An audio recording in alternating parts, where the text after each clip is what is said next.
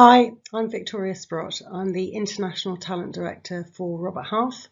I've worked here for the last 24 years, always in recruitment, both internally and externally. And what I'd like to do over the next 25 minutes is really give you some tips and tactics as to how you can navigate your way through your job search in these very uncertain times. Thank you. Over the course of the last month, the employment market and the world of working has been turned upside down. Unlike recessions we've seen before, this health-driven economic crisis has come without warning at a rapid rate, leaving businesses and individuals feeling suddenly very vulnerable. Today, I would like to provide some guidance and tactical advice on how to increase your chances of securing your next role in the current climate. I also aim to provide some hope and some direction through this difficult period and to give you some insight as to what we anticipate and know our clients will now expect from our applicants moving forward. A lot has changed and has become very uncertain in a short period of time. Being prepared for your job search will be something you can control and get a head start on. What changes are we going to see in the employment market? Well, there's no doubt that the market is going to look very different during and post the current crisis. There will be some of you who never believe you will be now unexpectedly looking for another job. There are some of you who are sitting there feeling very vulnerable right now, or you may just feel that it's the right time to make a move and explore the market. Well, whatever your situation, there are going to be things that are likely to have changed from the previous market we were all working in. So for some time, there are going to be less jobs in the market. But this will recover slowly and we may see new types of opportunities rising from the changes that have occurred. There are going to be more people looking for work and applying to the same jobs, as many have lost their jobs or are uncertain of the stability of their current role. Employers will have more choice and therefore a tougher, more rigorous recruitment process will be in place. It's been a candidate-driven market for many years, and now the client will be more so in the driving seat for hiring. The process is likely to be slower for some companies. They may now only hire for one position, so they will want to get it right. Others will have urgency in the role as workload has piled up and they will need an immediate start. You might get hired and onboarded virtually and work from home from the beginning of your employment. This is a new skill that will be required and assessed throughout your interview process. Traditional job functions may now look different to before. Some roles are going to be more critical as the economy recovers. Credit controls, cybersecurity are amongst just a few. Some industries are going to thrive as a result of this situation. Others will have long-lasting damage and others will recover over time. We're already seeing that logistics, FMCG and online retail are already benefiting. Those of you who can demonstrate flexibility, adaptability, self-motivation, innovation and positivity, particularly during these uncertain times of rapid change, will have the advantage. Candidates with strong technical skills in their field, coupled with soft skills and a positive attitude, will get hired. Those who can differentiate themselves over others will have the edge. Work ethic will still be a key attribute required of any new hire. And many new companies are going to emerge as a result of this disrupted climate, where innovation and entrepreneurship will rise quickly and will start to embed itself at a rapid rate. Position yourself to get hired. So there are going to be some tough times ahead for businesses and job seekers, and it might take some time for things to return to some feeling of normality. So some top tips to give yourself the best chance to get hired. It is important to have the following to keep you focused and positive. So firstly, you must have a plan for the next 30 to 90 days, which include your goals, the decisions you need to make and your ambitions. SMART goals, which you can review daily and weekly, so you feel that progress is being made. Let's remind ourselves what a SMART goal is. So a goal that is specific. What is it that you want? A detailed and meaningful plan. For example, you want a job in finance for a tech company. What would that look like? Why do you want it? And then How are you going to try and get it? Measurable. How are you going to track your progress? What metrics will you set yourself to measure what you've achieved? Small, obtainable markers which will help you stay focused. Achievable. Realistic steps outlined to get where you want to be. Relevant. Relevant to you and your ability and your skill set. And of course, a timeline. When do you need to have achieved each step? So I would suggest that you set a few SMART goals on various aspects of what you want, be that in your personal goals or your work goals. You may not reach all of them, but with a set goal and a plan, you are giving yourself a better chance. Also, reassess those goals weekly to ensure that they are realistic. You might need to adapt them along the way. So making sure that your CV, your personal statement and covering letters are prepared. Your LinkedIn profile is updated and that you've contacted your former employers regarding your references. You may need both written and verbal. Your network. Who are you going to approach? Specific companies, target companies. Where have you got transferable skills but not necessarily the industry background? Writing a long list of specific companies to approach and why you think you would be good for that company, regardless of whether they are hiring or not. You could also reach out to a previous employer. Updating your LinkedIn profile. Make sure that it mirrors your CV. We'll do more of this in a minute. Setting your status to open to new opportunities. And there is a webinar coming up on LinkedIn, social media and personal branding, which will help you on this. Register with and build strong relationships with relevant recruitment agencies. They will want to hear from you and they're going to be invaluable in your search to obtain a job.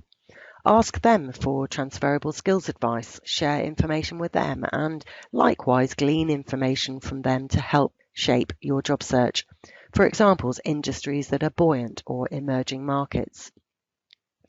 Register with all job boards relevant for your work, setting alerts so you're the first to hear from those roles, and use your plan to approach strategically rather than applying to everything and anything. Critical roles and industries. Some companies will really win in this market. Make sure you know who they are. Tracking the stock market, who is on the rise. And for each industry, where are the upsides? Pharmaceutical, risk, insurance, online logistics are just a few that are benefiting. Tracking job boards for industries and companies that are hiring, not just jobs that suit you. Think about whether you can diversify your career with your current skills that you have and what could you transfer. Be brave. Is this a time to do something different? Change direction. And what will you compromise on? What is a deal breaker for you? Doing a budget assessment. At this time, you may have to consider taking a part-time, temporary, contract role or even a permanent job at a lower salary. Ensure that you do a rigorous budget plan.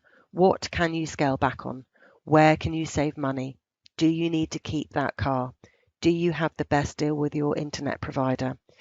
Knowing what amount you really need will enable you to apply for more roles and you won't feel so resentful for having to take a cut in your salary.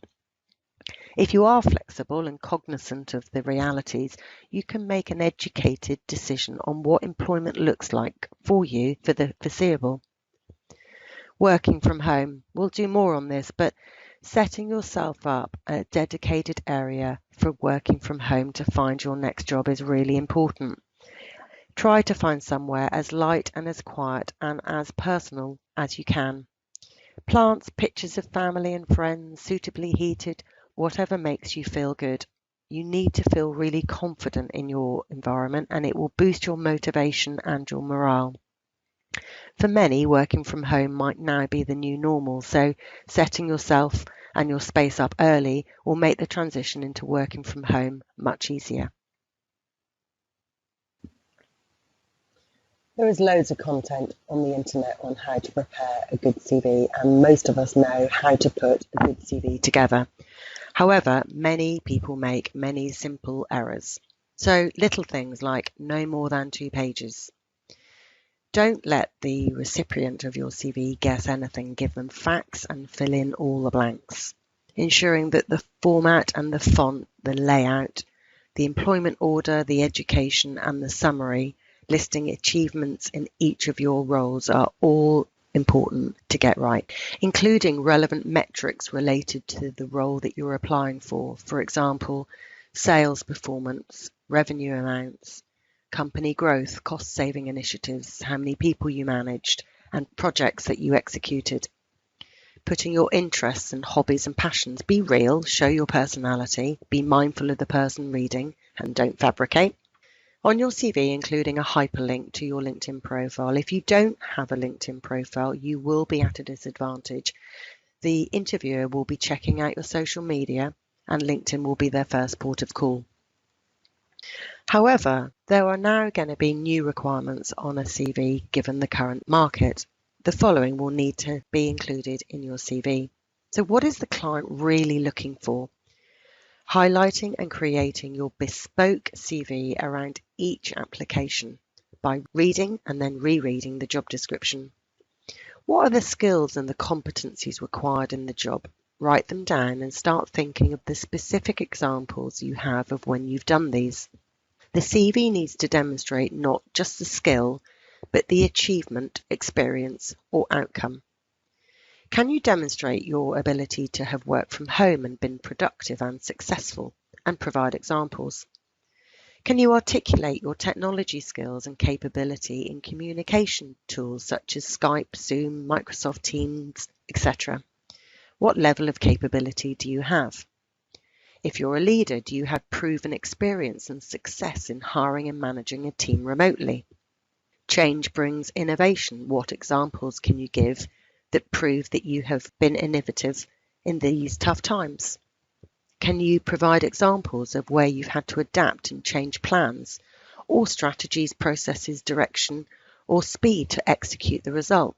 On your achievements, how much money have you saved or created? What processes have you implemented to save time? Upskilling yourself. What online courses have you completed? What self-development books have you read? What have you done to demonstrate that you are up for self-developing and have the desire for continuous self-improvement and a willingness to be coached? Reread the job description. Conduct significant research on that company and create an impactful covering letter. It's no longer good enough to just send a CV and a generic cover letter. You must differentiate yourself. This does not mean for you to go over the top, but you do need to communicate why you are interested and why you are suitable and what skills you bring as an employee. As more companies interview and hire remotely, prospective candidates need to adjust and learn a new set of skills of being interviewed and hired remotely. Preparation is everything. Knowing who is interviewing you. Most interview processes should give you the name of the person that will be at the end of the call. Review that person's information on LinkedIn. Understand their background. Thinking about what is the exact time slot, what time frame will be the interview. Have I received a calendar invitation, including in Skype or Zoom? Have I accepted the invitation, notifying the sender so they know that it's confirmed from my side? It may sound overly prepared, but it isn't. You may only get one chance to nail this first conversation, and if you're late to the call or have no idea who the interviewer is and your internet connection is down, you are reducing your chances of getting the job. So preparing your technology, conducting a tech trial run each time for each interview on whatever video conferencing platform they're using is absolutely critical. So considering, is the software up to date? Have I logged in recently? Do I know my password? Making sure that you've actually logged into the interview 5 to 10 minutes early and be waiting for the interviewer. Check the webcam and the audio prior to the call. Try to always use headphones as it makes the sound quality much clearer. So having a backup plan, even with all the best planning, technology goes wrong. So do you have the interviewer's email address and contact mobile number in case you need to let them know that the internet or the Wi-Fi is struggling or maybe the call quality drops out? Sometimes worth asking others in the house if they cannot use the internet for the time of your interview to increase your bandwidth. Always have your mobile phone ready but on silent, and you can always call the interviewer or SMS them if the technology fails either of you. You can always reschedule or switch to mobile if needed. Hiring managers will want to see you as they would do in person. So looking down into the camera in a car, in the car park, isn't the best place for a video interview, but if it's the only place that you can speak freely, let the interviewer know in advance so you don't start the interview on an uncomfortable note. Be in a quiet place, the quietest place in the house. Mobile phone on silent for any alerts, dog put away so no barking, don't move about, and again, a laptop is best, but if you only have mobile access, then make sure that you prop it up securely. Dress the same as you would do for an in-person interview. Appear professional and appropriately attired from head to toe. If you're concerned about the expectation, either assume that the other person will be professionally dressed or ask in advance. Make sure that your lighting is good in the space that you're seated, and for those of you who've got limited space options at home, most apps now have a blurring background function, so use that.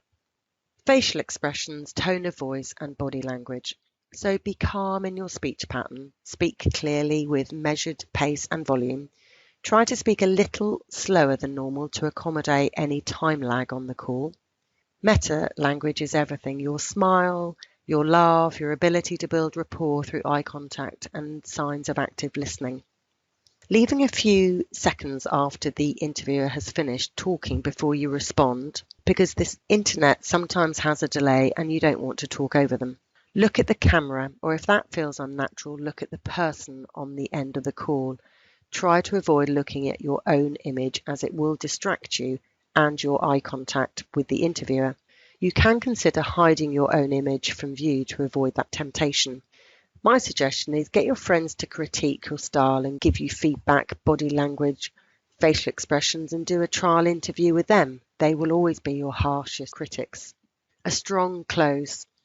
You're likely to be given the option to ask questions at the end of your interview. Always ask at least 2 or 3. Even if your prepared questions have been answered from the interview content, you can always reword the question or find a new angle related to it. Show that you've been listening by referring to a previous topic or something that has been unclear that you wish to have further discussed. Summarize your understanding of the role and articulate why you are suitable and why you are interested, maybe even more now that you've been interviewed. Don't be afraid to ask the interviewer if they have any immediate feedback or comments on your suitability. If you're confident things have gone well, this question may well pay off. Thank them for their time and confirm the process moving forward. What are the next steps? If this is a direct application or with a recruitment agency, I always would suggest a strict follow-up with an email to the interviewer or the agency consultant, and they will pass it on to the employer, expressing your thanks for their time and information. Reconfirm your strong interest. Don't overdo it. Less is more. The fact that you've sent an email and have kept it short and professional will be appreciated. Preparing for competency-based interviewing.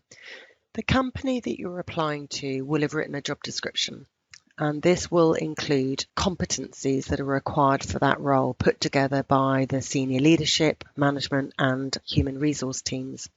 And this will outline the critical competencies known as a competency framework required for this job.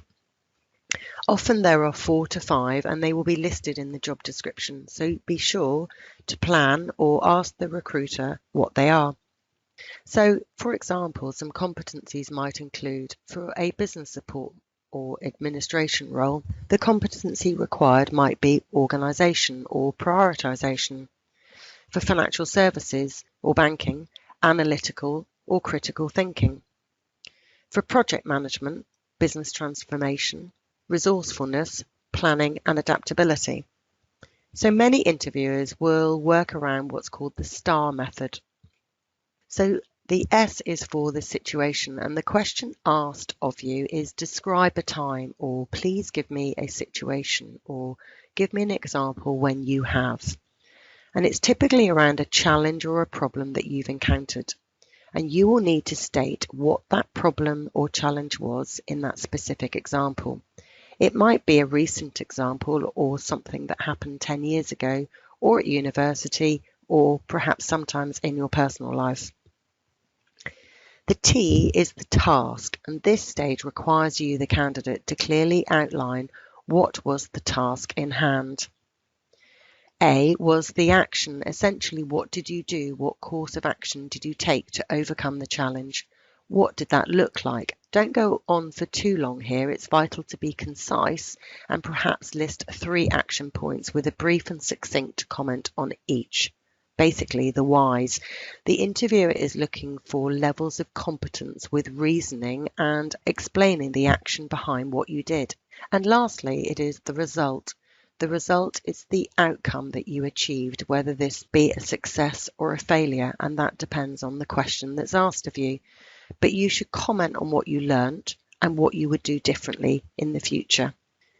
Research. So researching the company website, the homepage before the interview will help with this. The About section is a good place to start. LinkedIn will also provide you with metrics and information on who works there. Who is the CEO? Who is the CFO? Lean on your recruiter here for additional information. Knowing the company's revenue and financial positioning will never hurt you in an interview situation. Finding out what the key competencies are for that type of role by reviewing other job adverts in the same field will help you build a list of attributes that are common. Competency-based interviewing is all about demonstrating your proof and providing evidence of what you have done within those areas. So taking the time out to do your planning and researching your examples with those competencies will help you win at the interview. In a highly competitive candidate market, it's important to know how to differentiate yourself. To recap, these are the key areas to focus on. The quality and the appropriateness of your covering letter and your CV, ensuring that each is bespoke. Your response rate, enthusiasm, and how you get your personality across well at interview. The research you've conducted on the company, the industry, the job, the backgrounds of the interviewers. Your ability to answer competency-based interview questions well and with substance and specific detailed answers. To demonstrate how you've upskilled yourself and how versatile you are in a changeable working environment. And lastly, your follow-up, the ability to articulate why you should get the job. These are all critical areas to differentiate yourself. So to close out, there is good news out there every day. Companies are posting jobs every day. Candidates are getting hired every day. New companies are emerging, so new job functions will emerge too. Companies that have been slumped will begin to gain back their customers and will rise again. So don't give up. Keep evaluating your goals. Always take the interview opportunity. It's all excellent practice. Ask for feedback so you can improve. Be patient and be flexible. Seek out help from recruitment agencies, friends and family. Most of all, stay positive and don't give up. So thank you very much for joining. I really hope that you got some good takeaways. If you have any questions at all, then please do reach out to your recruitment consultant at Robert Half. And good luck.